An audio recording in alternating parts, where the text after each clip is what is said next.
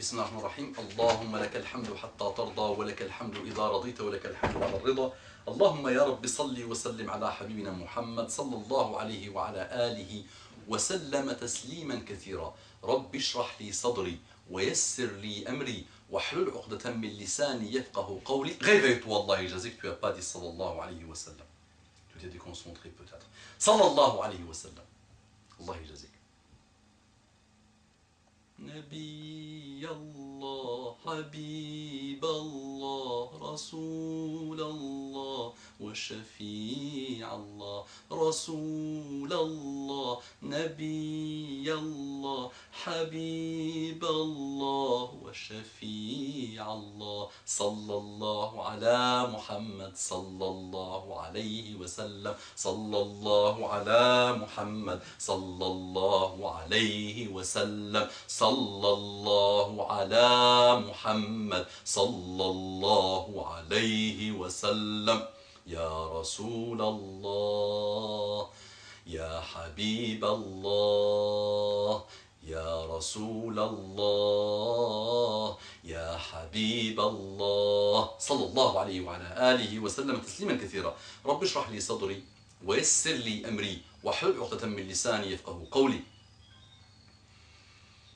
Assalamu alaikum wa rahmatullahi wa barakatuh. Que la paix d'Allah subhanahu wa ta'ala, sa miséricorde et ses bénédictions soient sur vous, mes frères et sœurs partout dans le monde. Bonjour mes frères et sœurs en humanité.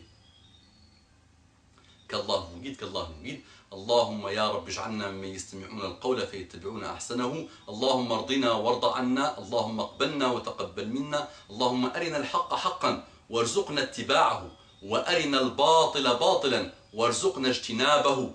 اللهم ردنا إليك ردا جميلا. اللهم يا رب إنا فارون إليك فاقبلنا وتقبل منا واعف عنا وعافنا واهدنا واهد بنا واجعلنا سببا لمن اهتدى. آمين يا رب العالمين.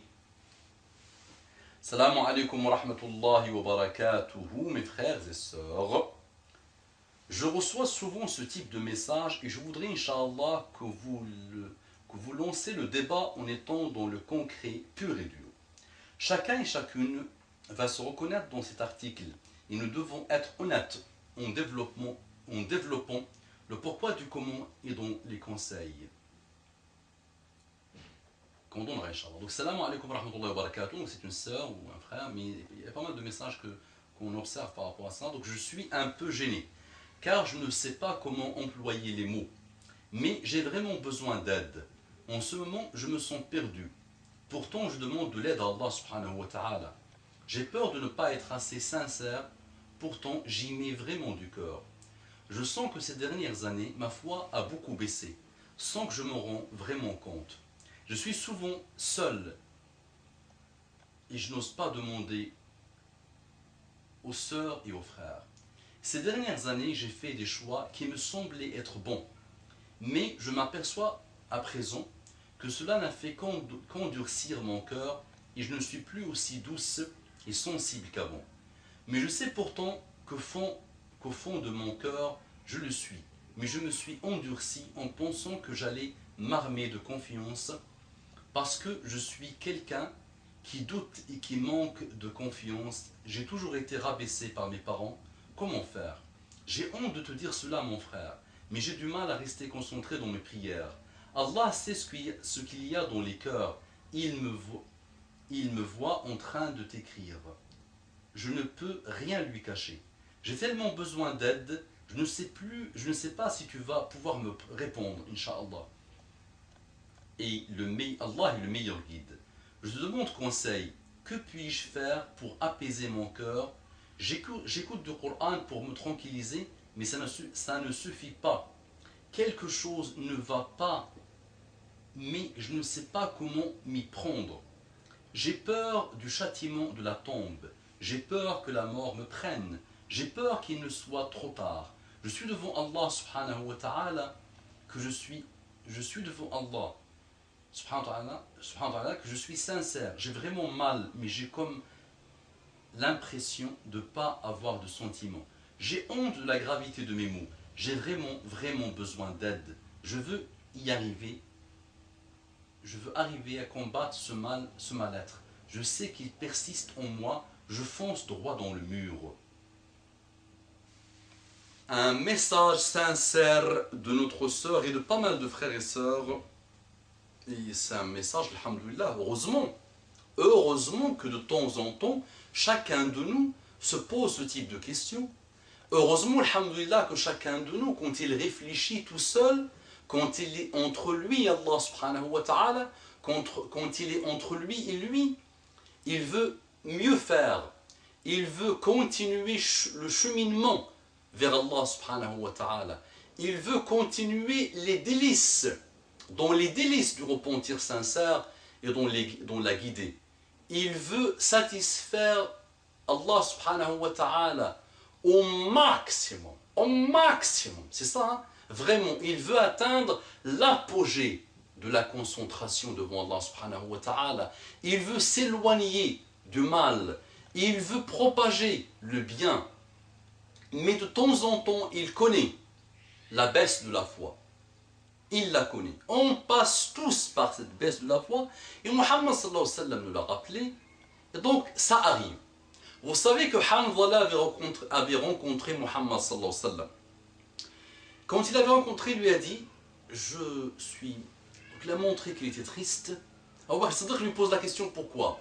Il lui dit, quand nous sommes avec Muhammad sallallahu alayhi wa sallam, il nous parle d'Allah comme si on le voit. Il nous parle du paradis comme si on le voit. Il nous parle de l'enfer comme si on le voit. On se sent apaisé. On se sent vraiment transporté dans un autre monde. Donc je rajoute un peu à ce qu'il avait dit, juste pour que vous compreniez le climat, ce que ressentaient les Sahaba quand ils étaient avec Muhammad sallallahu alayhi wa sallam. Et il lui a dit, Hanzala qui parlait à Abu Bakr Siddiq, vous connaissez Hanzala, Ghassilul Malaika, celui qui il s'est marié, la nuit de la consommation du mariage, il entend parler du jihad, il part. Il avait consommé avec sa femme, il n'a même pas fait ses ablutions, il part faire le jihad, et il est mort en martyr, alayhi rahmatullah, et c'est les anges qui l'ont lavé. Et c'est celui-là qui parle à Abu Bakr Siddiq, il lui dit ça. Abu Bakr Siddiq lui répond, il lui dit, moi aussi je me plains de la même chose que toi. Viens, on va voir Muhammad sallallahu alayhi wa sallam pour lui dire. Et ils sont partis voir Muhammad sallallahu alayhi wa sallam lui expliquer ça. Donc ils lui ont dit, quand nous sommes avec toi, tu nous parles d'Allah, c'est comme si on le voit. Tu nous parles du paradis comme si on le voit. Tu nous parles de l'enfer comme si on le voit. Et dès qu'on rentre à la maison avec nos femmes, on oublie tout ça, on se concentre avec les problématiques quotidiennes et tout ça. Et Muhammad sallallahu alayhi wa sallam lui a dit, si vous restez dans le même état que quand vous êtes avec moi, quand vous me quittez, les anges vont vous saluer dans les rues, les anges vont vous voir et vont venir. Il leur dit 1 heure et 1 heure. Pour dire quoi? 1 heure dans l'adoration d'Allah subhanahu wa ta'ala, dans ce qu'il connaissait dans la mosquée de Muhammad sallallahu alayhi wa sallam, dans cet état avec Muhammad sallallahu alayhi wa sallam, pour se reposer, pour se poser, pour la famille, pour le corps, pour pas mal de choses. Sachant que cette deuxième sa'a, attention, doit toujours être dans l'adoration d'Allah subhanahu wa ta'ala quand tu es avec ta femme, même si, alhamdoulilah, tu es heureux avec elle, même si tu es dans un hada, même si, tout ça doit être toujours régi par l'amour d'Allah subhanahu wa ta'ala. Quand tu es avec tes frères, en train de rigoler, en train de parler, en train de passer le temps dans de belles choses, attention, soulignez bien le passer le temps, ne passe pas le temps, attention, ne passe pas le temps dans la bêtise, et on n'essaie pas de le passer, quoi qu'il arrive dans des choses. Toujours, sa'atun wa sa'a, n'importe quelle chose. Hier, j'étais dans un parc, alhamdoulilah. J'ai pris ma famille, je suis parti dans un parc pour se poser un peu, pour s'apaiser encore, pour se ressourcer. Le corps a besoin de ces moments, de cette deuxième sa'a qu'a dit Muhammad sallallahu alayhi wa sallam. Pour, ma femme est venue toute inquiète. Elle a pensé que les 10 minutes sont passées. Allah qu'Allah lui passe le paradis. Donc je disais que hier avec ma femme, ma famille, j'étais dans un parc et on s'est ressourcé. Alhamdoulilah, cette deuxième sa'a, comme Muhammad sallam nous a dit, elle te permet de te poser et de charger le moteur pour continuer dans l'adoration d'Allah subhanahu wa ta'ala. Donc ma soeur, il y a des moments de baisse de la foi. Comment tu fais, Inch'Allah, pour encore revivifier ta foi, c'est en évoquant Allah subhanahu wa ta'ala, en glorifiant Allah subhanahu wa ta'ala, en te concentrant dans le dhikr, en te concentrant dans l'asma wa sifat, tawhid Allah subhanahu wa ta'ala, en t'éloignant de péché, en multipliant les occasions de ta'a, de l'obéissance d'Allah subhanahu wa ta'ala, et en t'éloignant surtout des péchés, en lisant le Coran, parfois des petits péchés, attire des éloignements de la baisse de la foi. Allahumma salli wa sallim ala habibina Muhammad sallallahu alayhi wa ala alihi wa sallam kathira.